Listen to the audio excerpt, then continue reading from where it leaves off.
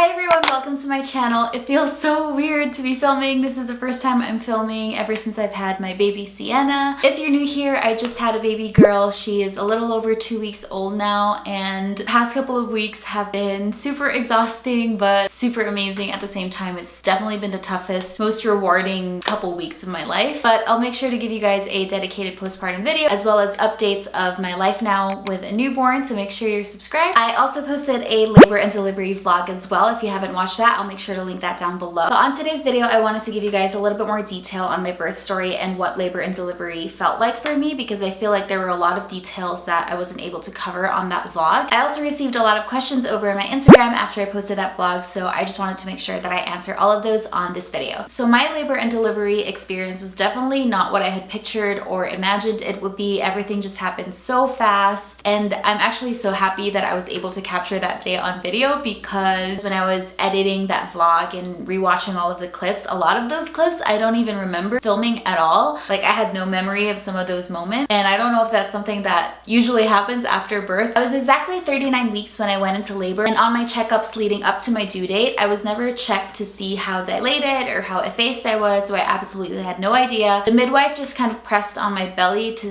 check on baby's position and see how low she was, but I was never internally checked. But on the night before I went into labor, I kind of had a gut feeling that it was gonna happen soon. I remember even filming her little movements in my belly because I was getting a little bit emotional, thinking that I just had a feeling that it was gonna be, you know, the last few kicks that I'm gonna feel in my belly. And what do you know, I went into labor the next day. At around 12 midnight that night, I remember feeling wet down there. It wasn't like a huge gush of water. It didn't feel like water, so I didn't think that much of it. I knew it was definitely not my water breaking, so I didn't really check it. I just went to the bathroom and peed half asleep and then went back to bed. And then at around 2:30, 2:40 a.m. I started feeling super uncomfortable. TMI, but it felt like I needed to poop, but I didn't. It was a very weird feeling because I felt pain on my lower back and not so much my abdomen. So I really wasn't sure if it was contractions or not. For some reason, I thought I would feel my contractions on my abdomen. It is my first baby, so I didn't really know what contractions were supposed to feel like, so I wasn't really sure. I thought at first that I must have just eaten something. At this point, it really wasn't painful. It was just very uncomfortable. I looked over to my husband and I was actually surprised to see him awake because I was really trying hard not to wake him up,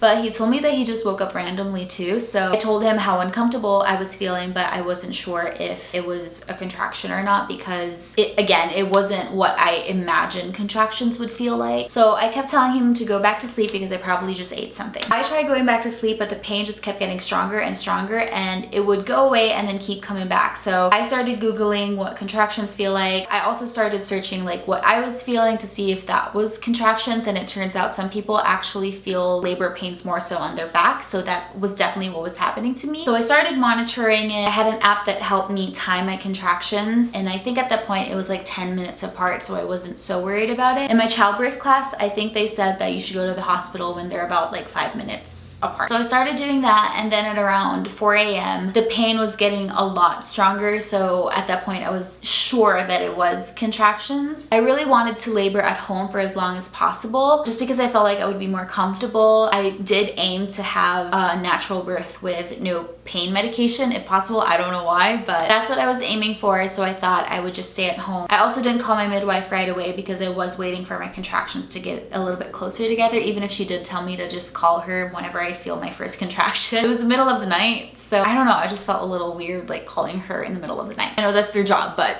I just felt weird. Even if I was already feeling the pain, I also felt a little worried that it might be false labor. I didn't want to keep my hopes up. I just kept thinking, oh my gosh, what if we go to the hospital and I tell them I'm in labor and then they send me back home because it turns out I just ate something. I just feel like that would be super embarrassing. I mean, nothing wrong with that, but I just wanted to be sure that it was real contraction. So I waited a little longer. At around 5 a.m. my husband and I were like, okay, the pain hasn't stopped. It looks like it's go time. So we opened up the the lights, ready to get up, and that's when I saw blood on my bed. So the wetness that I felt around midnight was actually blood. I know, super disgusting, but it wasn't like a huge amount of blood, but enough blood to get me worried, because prior to this, I really didn't know that you could bleed during labor. I must have zoned out when they explained that during my childbirth class, but I really had no idea that you could bleed during labor. So that sent me into a panic. So that's when I called my midwife, and she kind of calmed me down and said that it was normal. I don't know, even if she told me that it was fine and it's normal, in the back of my mind, I was still in a panic because I just really didn't expect to see blood. But she told me, well, just keep monitoring it and then we'll check in after an hour and see where I'm at. Anyways, I had this idea in my head that I would be in early labor at home for a long time. Like, I was gonna go on a walk, I was gonna get on a bath, I was gonna diffuse some essential oils. Yeah.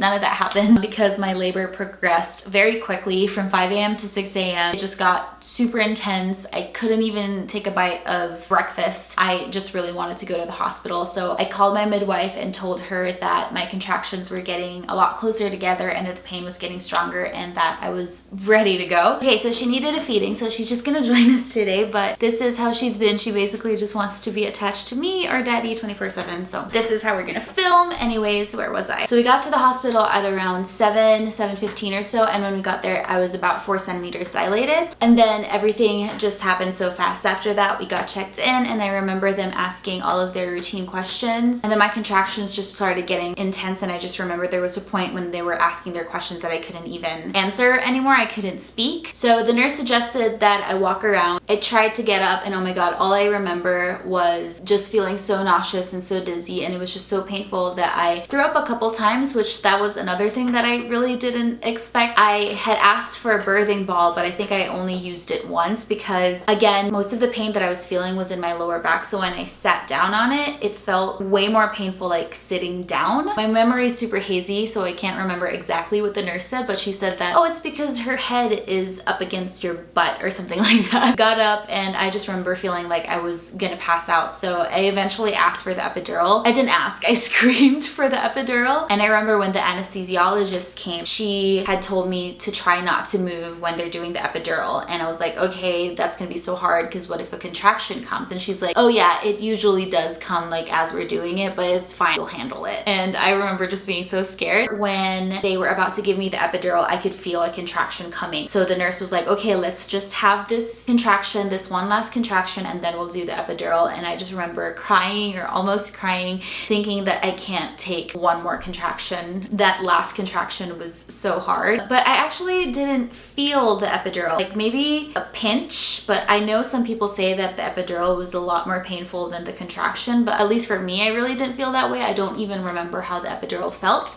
I remember how amazing it was after I got the epidural. It was just like such a drastic change. Like I felt instantly better and so relaxed afterwards, and I'm so glad that I did get the epidural because yeah, that was really painful. They checked me again after I got the epidural, and it turns out I was already 8 centimeters dilated, so that's probably why it hurt so bad for me. Again, my labor progressed way quicker than I thought it would. From 7 to 8 a.m. I went from 4 to 8 centimeters. So after I got the epidural, I was able to rest a little bit. Felt so amazing. I ate a popsicle because that's basically all I could eat, and Jello. So they checked me again at around 10 a.m. and at that point I was already 9.5 centimeters dilated, and you start pushing when you're 10 centimeters, so I was getting really close. And I got a lot of questions on what it felt like pushing and what that natural delivery felt like. To be honest, I really didn't feel much because of the epidural, but I also wasn't completely numb. Like I could feel pressure, I could feel a little bit of the contractions, which actually really helped me to know when to push. But I feel things, but I just didn't feel pain, which was great. So I felt her head when she was coming out, I felt all of that. It's just, it was not painful at all. So definitely recommend the epidural. It was actually really amazing being able to still feel what was going on, because once I felt her head coming out, I felt like I was just on overdrive. I pushed for about 2 hours, which was great too. I just remember feeling so exhausted afterwards. In between pushes, I felt like I was gonna fall asleep. They had to put some oxygen on me, but all in all, it was, you know, pretty smooth. I only had a 1st-degree tear inside, and that's it. I was really scared of tearing because I didn't know how painful that was gonna be. Afterwards, they started stitching me up, which didn't take long. And then they moved us to a different room, which was a mom and baby recovery unit, which was a lot bigger and a lot more comfortable. So we were able to rest and just have a little family time. And the nurses come in maybe every 1 hour, 2 hours or so to check me and the baby, get some vitals. They press really hard on your belly. I forget what they're checking. I think they check like the position of your uterus. I could be wrong, but they press really hard that it hurts. And I think they did that to me for like 24 hours or so. They would come in every 2 hours to just check me and my bleeding and also like the baby's vitals. She also had her hearing test there, which was really interesting. I'm glad everything went well. Everything was healthy with her and me, but we still decided to stay there for 2 nights because I'm a first-time mom, and honestly the help from the nurses and everyone was super helpful, and I'm glad we actually stayed there an extra day. But yeah, all in all, my labor and delivery was pretty smooth and it was really an amazing experience. I mean, I guess that's it for today's video. I really wanted to introduce her too, but she is so sleepy. Here she is, little Sienna. 2 weeks and 1 day old as I'm filming this. It definitely has been an amazing couple of weeks. Honestly, the scariest part I think of that whole experience is bringing her home.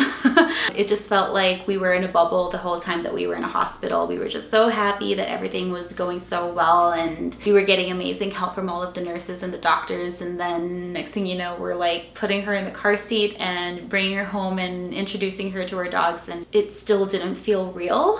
I think that was the hardest part, is, you know, navigating like the first night without any help from nurses and all. So the first night I think was pretty rough, but I think we're slowly getting into a routine. I mean, that said, I know that it changes, so we'll see how it all goes. Again, I'll keep you guys updated, so make sure to subscribe if you haven't already. But that's it for today's video. I hope you enjoyed. Again, I'll make sure to keep you guys updated on everything. We also hit 1K, so I'm so happy. Thank you so much for sticking around, and I will see you on my next video. Bye.